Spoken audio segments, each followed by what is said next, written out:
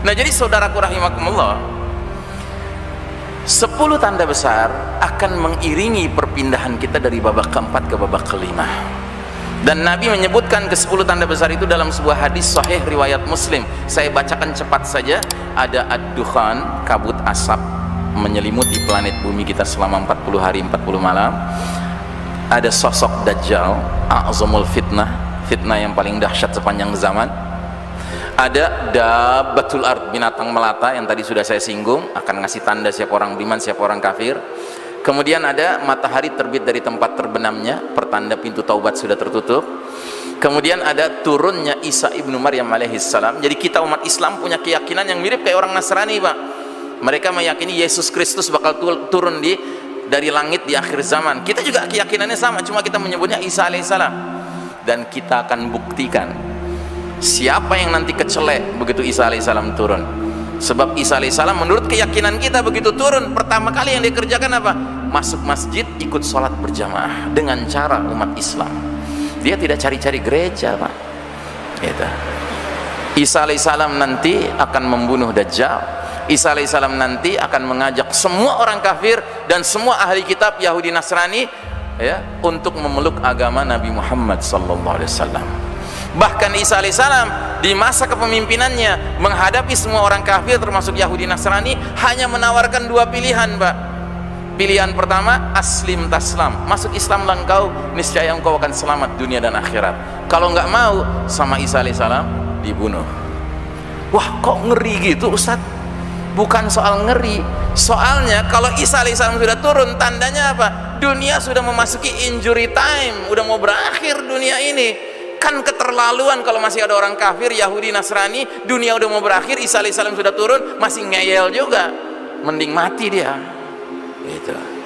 Karenanya nanti akan ada kafir-kafir tertentu, Yahudi Nasrani tertentu yang daripada mati memeluk Islam secara terpaksa. Sampai kapan? Sampai Isa alaihissalam wafat. Begitu wafat, murtad lagi mereka. Nah, mereka lagi murtad-murtadnya, ya, tiba-tiba matahari terbit dari barat. Mereka mau masuk Islam lagi, nggak diterima. Too late, talambe kata orang Padang. Gitu. Nah, jadi saudaraku rahimakumullah, kemudian ada Ya'juj wa Ma'juj, 2 umat yang dikurung di balik sebuah radem, sebuah sumbatan dinding yang dibuat oleh seorang raja bijaksana bernama Zulkarnain ribuan tahun yang lalu. Kemudian 789 pembenaman bumi, 1 di timur, 1 di barat, 1 di Jazirah Arab. Dan yang ke-10, api keluar dari Yaman menggiring manusia ke tempat berkumpul untuk mengalami dahsyatnya peristiwa kiamat, ya. Nah, saudaraku rahimakumullah, 10 tanda besar ini clear, sudah diterangkan oleh Nabi, 10-10-nya. Cuman para ulama memiliki ikhtilaf, perbedaan pendapat tentang kronologinya, tentang urut-urutannya. Dan saya condong kepada pendapat seorang pemikir muslim, penulis muslim yang hidup di zaman kita sekarang ini, bernama Syekh Dr. Muhammad Ahmad Al-Mubayyad. Beliau seorang ulama dari Palestina dan beliau latar belakangnya hadis, dan beliau ini orang Gaza. Beliau tetangga terdekatnya siapa? Yahudi, sehingga dia kenal betul dengan watak musuh utama kita ini. Karenanya kalau Anda baca kitab ini, Pak, ensiklopedia akhir zaman ini, Anda tidak saja akan mengalami transfer of knowledge, transfer pengetahuan, tetapi terjadi transfer of ruhul jihad, ya. Dan saya mengandang kitab tentang akhir zaman yang terbaik sejauh ini yang saya pelajari adalah kitab ini, ya. Masya Allah, ini kitab, ya. Beliau punya pendapat bahwa tanda besar yang paling awal adalah ad-dukhan, kabut asap. Setelah itu pembenaman bumi di timur, pembenaman bumi di barat. Nah, setelah 3 tanda besar berupa bencana-bencana alam yang dahsyat ini, hadirlah Amirul Mukminin fi akhir zaman, pemimpinnya orang-orang beriman, Al-Mahdi, ya. Jadi Al-Mahdi muncul ketika dunia ini sudah berubah sama sekali, Pak, karena bencana-bencana alam yang sangat hebat, ya. Jadi saudaraku rahimakumullah, kemunculan Al-Mahdi itu pada saat kebanyakan manusia sedang sibuk memikirkan masalah yang paling mendasar, yaitu makanan, sementara umat Islam dapat hadiah, hadirnya the certified leader, pemimpin yang dapat sertifikat dari Allah dan Rasulnya, Al-Mahdi. Masya Allah, ya. Sehingga umat-umat yang lain masih centang perenang, sibuk memikirkan nasib pribadi-pribadinya. Umat Islam yang faham segera bergabung dengan Al-Mahdi dan membangun masyarakat khilafah ala minhajin nubuwah yang berdiri di Syam dengan ibu kota awalnya Damaskus, ibu kota terakhirnya nanti Baitul Maqdis ya. Masya Allah. Nah, jadi saudaraku rahimakumullah, kenapa Syekh Mubayyad mengatakan Ad-Dukhan ini yang paling pertama? Ini yang menarik. Mari kita lihat surat Ad-Dukhan sebelum kita menjawab pertanyaan tadi. Dalam surat Ad-Dukhan, mulai dari ayat ke-10, Allah Ta'ala mulai mengisyaratkan tentang peristiwa alam yang sangat dahsyat ini. Fartaqib yawma ta'tis sama'u bidukhanim mubin. Maka tunggulah hari ketika langit membawa dukhanin mubin, kabut yang nyata. Jadi dukhan itu kabut, mubin itu nyata. Jadi nanti kabut ini tebal, pekat ya, menyelimuti planet kita ini sehingga gelap gulita. Kata Nabi, arba'ina yauman wa arba'ina laila, 40 hari 40 malam kita akan hidup dalam kegelapan, Pak. Dan awal mulanya terjadi di bulan Ramadan. Makanya mereka-mereka yang peduli akhir zaman, setiap bulan Ramadan datang bukan sekedar bergembira karena datangnya bulan taat, bulan ibadah, bulan Al-Quran, tetapi juga ketar-ketir, khawatir jangan-jangan Ramadan inilah jatuhnya bintang berekor yang menyebabkan terjadinya peristiwa dahsyat dukhan itu ya. Nah, jadi saudaraku rahimakumullah, di ayat berikutnya kata Allah Ta'ala, yaghshan nas, kabut ini akan meliputi seluruh manusia. Kalau dalam bahasa hadisnya, menyelimuti seluruh wilayah timur, seluruh wilayah barat. Hadza azabun alim, inilah azab yang pedih. Nah, ini kalimat kuncinya di sini, Pak. Jadi Syekh Mubayyad, penulis kitab ensiklopedia akhir zaman, beranggapan kenapa tanda besar pertama itu harus dukhan, padahal dukhan adalah azab yang pedih, karena perjalanan umat manusia sedang memasuki babak keempat yang disebut babak mulkan jabarian, di mana peradaban umat manusia mempertontonkan kesombongan, kemungkaran, kemaksiatan, kezaliman, kemunafikan, kesyirikan, kekufuran yang luar biasa kepada Allah Rabbul Alamin. Tidakkah kita lihat, wahai saudara-saudaraku, bahwa dunia modern ini adalah peradaban yang sangat sombong, peradaban yang sangat mungkar, yang sangat penuh kemaksiatan. Sampai ada ulama mengatakan era modern kita sekarang ini, Pak, adalah era di mana dosa-dosa umat terdahulu ngumpul sekaligus di era ini. Padahal di era dulu, Pak, ada umat-umat tertentu yang terlibat cuma dengan satu dosa saja. Allah kirim Nabi untuk bertaubat kaum itu, tapi nggak mau bertaubat. Akhirnya Allah kirim malaikat menyuruh Nabi itu menyingkir dengan keluarganya, dengan pengikutnya yang beriman, supaya kaum itu nanti diazab habis. Nah, itu cuma satu dosa, Pak. Ini sekarang semua dosa ngumpul, Pak, di era kita sekarang ini ya. Karenanya kembali lagi ke surat Ad-Dukhan, di ayat ke-16-nya Allah Ta'ala berfirman, Yawma nabtishul batshatal kubra inna muntaqimun. Ingatlah hari ketika kami menghantam mereka dengan hantaman yang keras, sesungguhnya kami Allah Ta'ala adalah pemberi balasan. Jadi dukhan ini disebabkan oleh hantaman keras yang datang dari langit. Dalam bahasa surat At-Tur, Allah menggunakan kalimat kisfan minas sama'i saqiton, bongkahan-bongkahan batu berjatuhan dari langit. Kalau dalam bahasa hadisnya, bintang berekor jatuh di bulan Ramadan. Kalau dalam bahasa modernnya apa, Pak? Meteor ya. Jadi meteor akan jatuh menghantam planet kita ini. Alhamdulillah, planet kita ini diciptakan Allah ada perisainya, Pak, tamengnya, namanya lapisan atmosfer.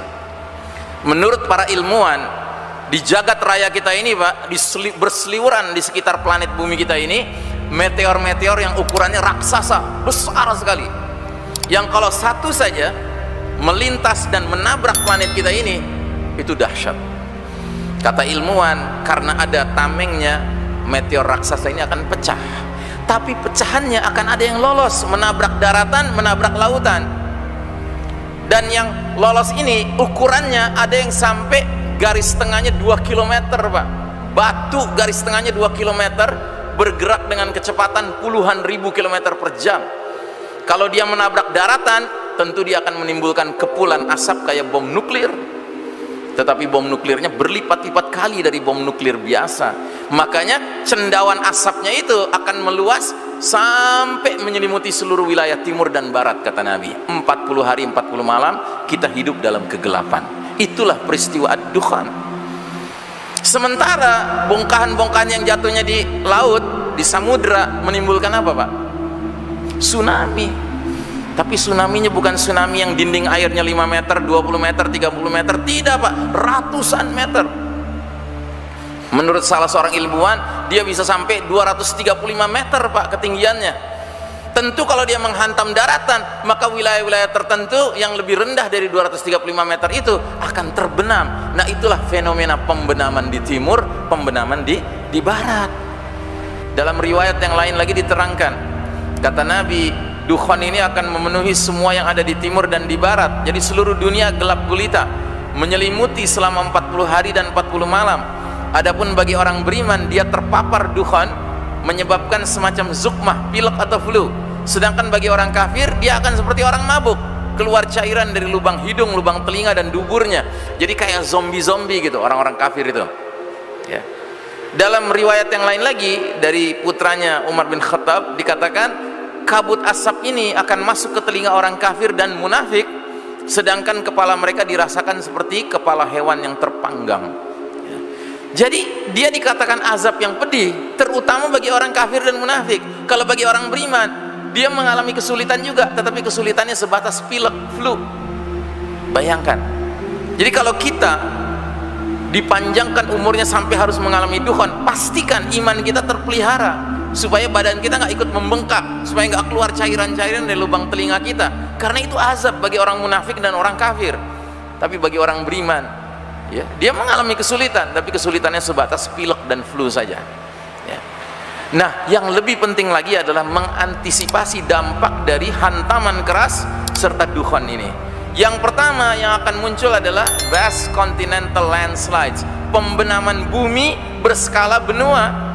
Ya, jadi bayangkan kalau ada bongkahan batu yang jatuhnya ke tengah-tengah Samudra Pasifik, tentunya ada mega tsunami bergerak ke kanan, menghantam wilayah barat, Amerika Utara, Amerika Selatan, dan ada yang menghantam ke kiri, menghantam wilayah Asia Timur. Sehingga pembenaman di timur dan pembenaman di barat kita khawatirkan akan mencakup wilayah seluas ini, Pak. Jadi wilayah yang akan terbenam di sebelah timur nantinya adalah wilayah Rusia bagian timur, China, Jepang, Vietnam, Kamboja, Filipina, Malaysia, Australia, Selandia Baru, dan negeri ini nih, Pak. Ini negeri apa nih? Ya kan? Ini akan terbenam.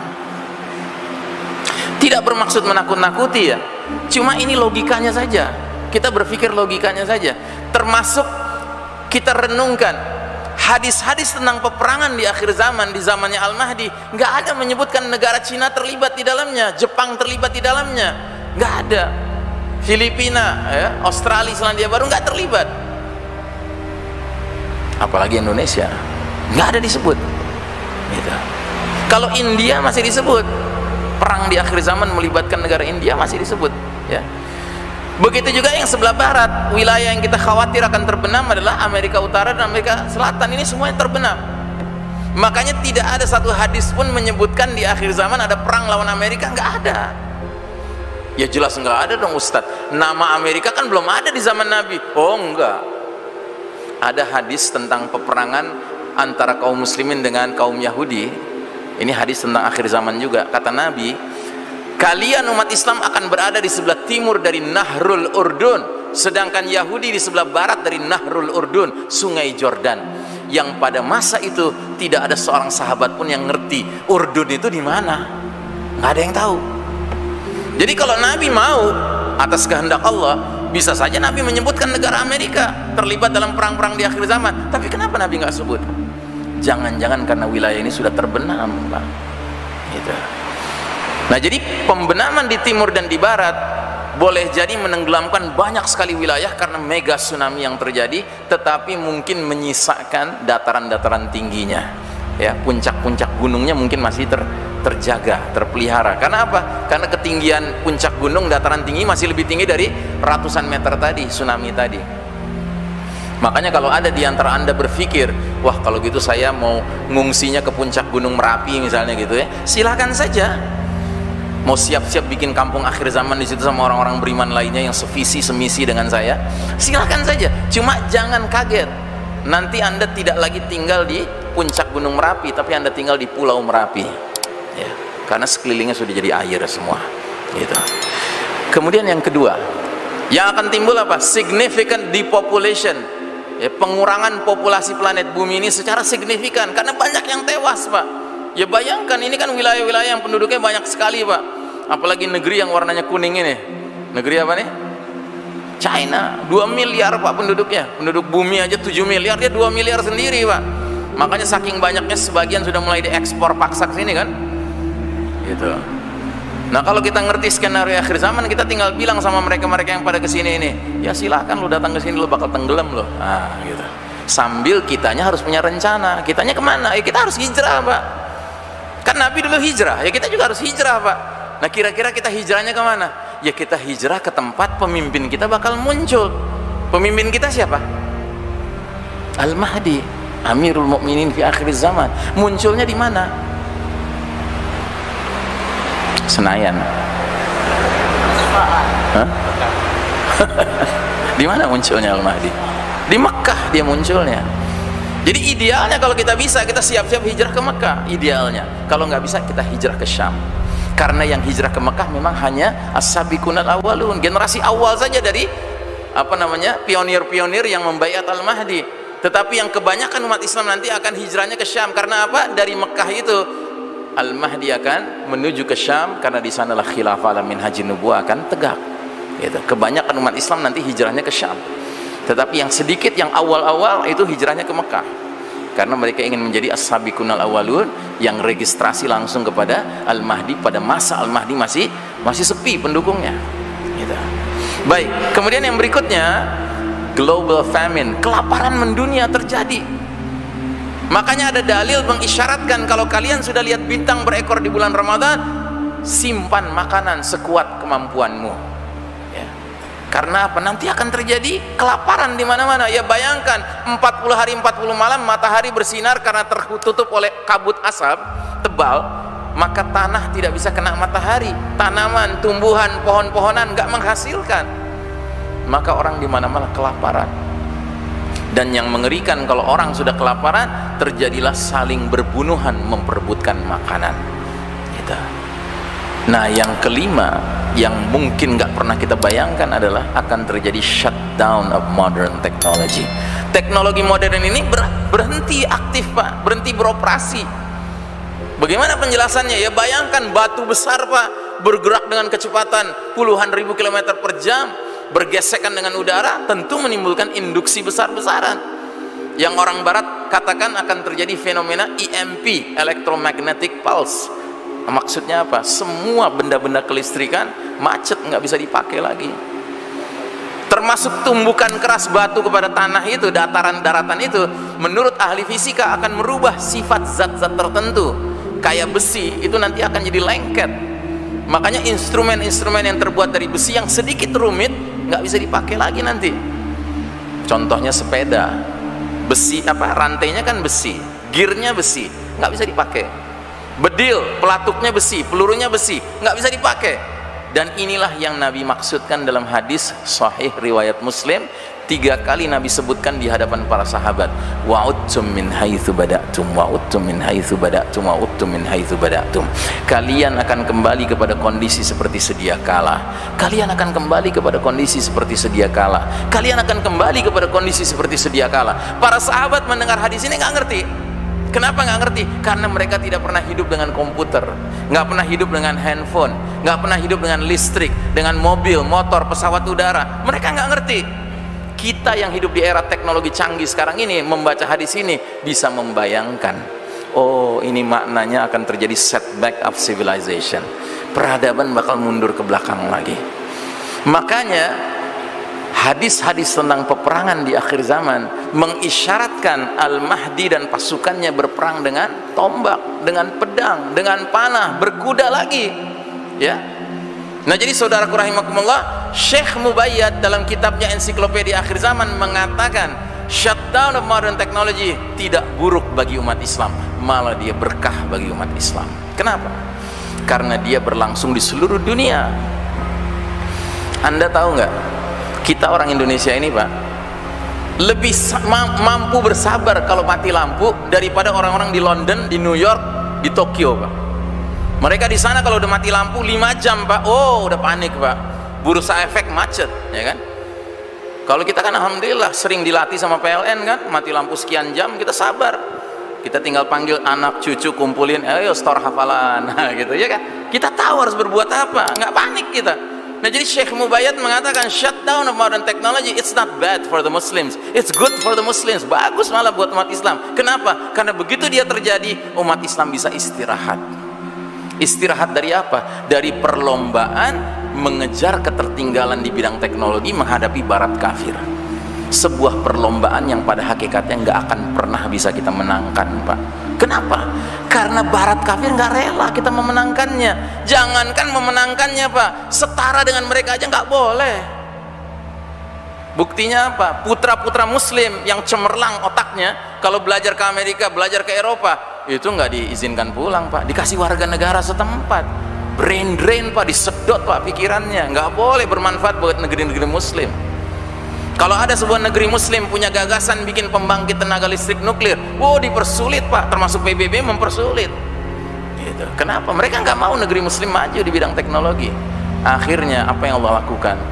Allah shutdown aja teknologi ya. Kalau sudah di shutdown Pak, kita dengan barat kafir menjadi setara Pak, jadi 0-0 situasinya.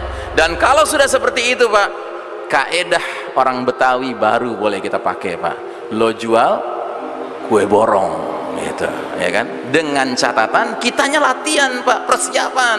Nah persiapannya apa? Ya diantaranya laksanakan hadis Nabi yang sudah kita dengar dari dulu, didiklah anak kalian memanah, berkuda, berenang. Ini hadis bakal berlaku Pak nanti Pak.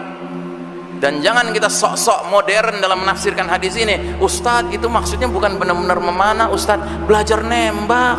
Oh sorry, nggak ada hadisnya tuh Al-Mahdi pakai M16, pakai AK-47, nggak ada gitu.